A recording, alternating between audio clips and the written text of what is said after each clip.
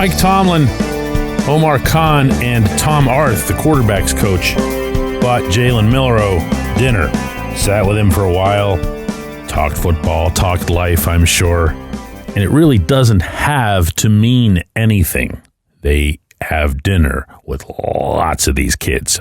But, ... Good morning to you. Good Thursday morning. I'm Dejan Kovacevic of DK Pittsburgh Sports. This is Daily Shot of Steelers. It comes your way bright and early every weekday if you're into hockey and or baseball. I also offer daily shots of Penguins and Pirates in the same place that you found this. Alabama's Pro Day, always going to draw attention. A gifted quarterback, lots of natural talent, and a blazing 40-yard dash. He's going to do likewise. I'm not about to make any sort of predictions as to whether or not the Steelers will take Milroe in the draft. Certainly not about to advocate it, and absolutely not to even think about it when it comes to the first round. But that said, I'm going to bring up a couple of things here that hopefully reinforces some of the points that I've been making about wanting to have two, not one, two other positions in that quarterback room that are committed to younger quarterbacks who are either projects or closer to being ready or whatever, but who at least have a chance to become your guy. I feel as if the first step of this entire quarterback process, which incidentally should have begun with the drafting of Mason Rudolph in 2018, has to be headlined by an acceptance that you're not going to get it right by just trying one. If you do that, that's how you get your Kenny Pickett gambles. Oh, I mean, if you hit on it, great, awesome, well done. If you don't, then you're still talking about it years later, as we are. I also feel as if there should be at least an understanding that you could also get this done in 2026. Better quarterback class in the draft. Who knows, maybe a better drafting position. Not that anybody wants to think of that. But that would then add to your mix another quarterback or two. And you're raising those odds. Case that I've been making for a while is, all right, you've got Rudolph here now.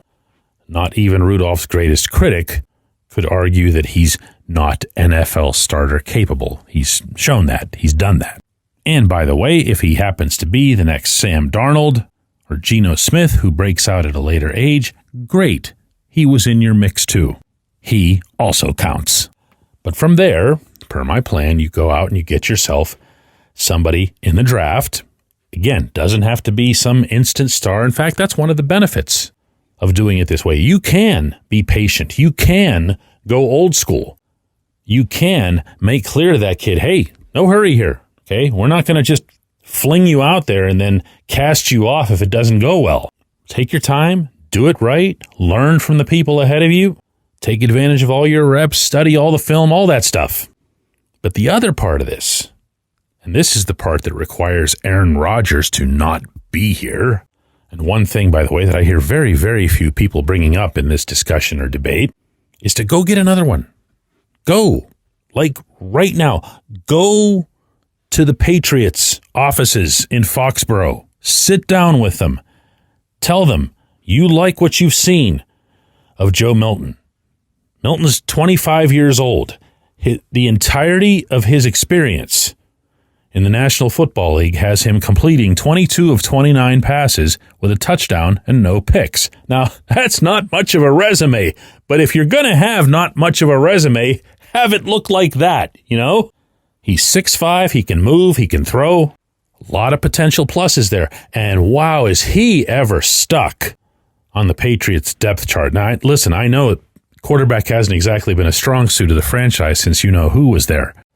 But they've got Drake May, the third overall pick in the most recent draft out of North Carolina, all kinds of pedigree. He's going to be the guy. And then they went out and they got our old friend, the rocket scientist himself, Josh Dobbs, to be his backup, because you do need to have a veteran backup available in a setting like that. And that, in turn, buries our guy, meaning Milton. So go get him. Go rescue him.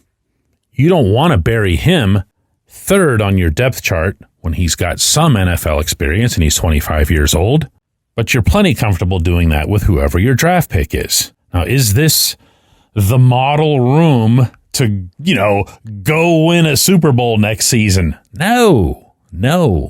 But that shouldn't be the question. Not anymore.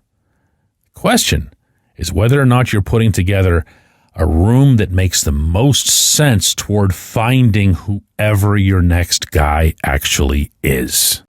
And the more dinners that these guys have, the more real some of these prospects become, the closer, I hope, they'll get to seeing it the same way. Meaning, do what the Vikings did yesterday, Tell Rodgers no. When we come back, J1Q.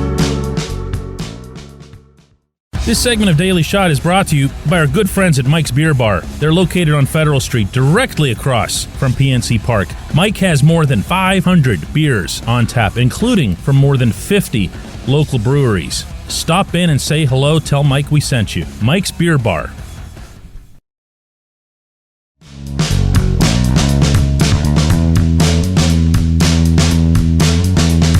Today's J1Q comes from Kranak, who says, "Hey DK, does Roman Wilson get his reps this year with DK Metcalf, George Pickens, Calvin Austin III, and Wilson? How does he get meaningful snaps?" Kranak, you're reminding me that I'm getting closer and closer to committing one day of the week with this show where we just do Roman Wilson. And I don't even just mean the J1Q part. I mean the whole show. If I showed you the stack of unused questions I get about Wilson, it's almost as tall as the one I'd be able to make on quarterbacks. And the nutty part is that almost all of them are exactly the same. No matter how often I've answered it, it just has no impact. Here's what has to happen. There isn't a conspiracy here. There isn't anything that's been hidden by anybody. There isn't a story that hasn't been uncovered. Wilson came to Latrobe, got hurt almost right away, didn't catch up.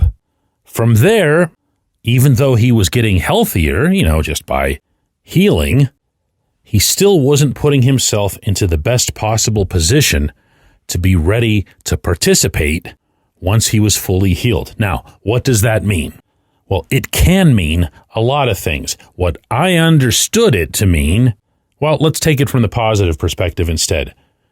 When Cal missed his entire rookie year with the foot injury, Cal worked his tail off. He never wanted anybody, he would say this vocally, never wanted anybody to refer to him as a rookie when he actually made it into his second season. He said, because my rookie year wasn't wasted.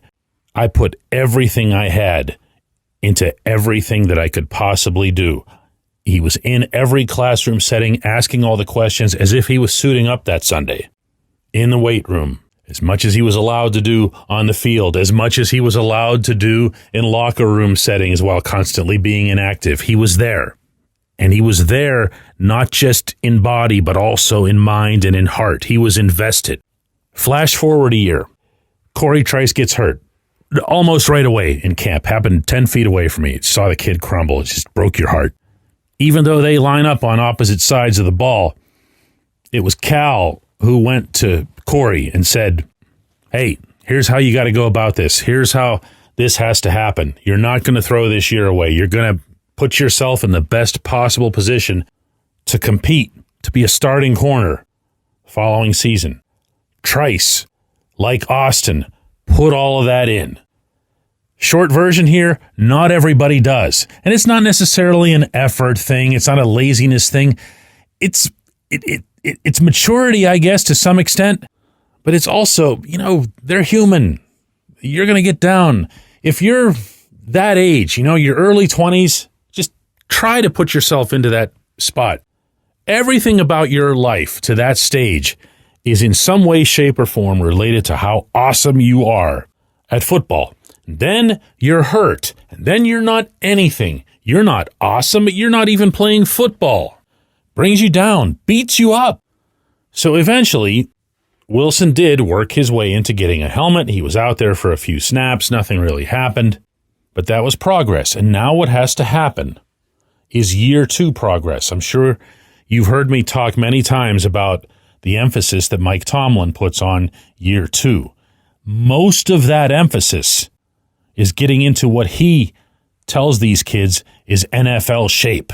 And mind you, he tells them as rookies they have no chance of being in NFL shape, that can only happen for year 2. Now, just in the past week, Wilson put out some pictures on his Instagram that made him look like he was a lot bigger and stronger or whatever. You never know how much of that stuff is current or even authentic, but it would appear to me that he's at least on the path to doing what it is that he needs to do. Which brings me back to your question, which is, how are their snaps? My answer, go get them. Go get them. Nobody should be handing you anything.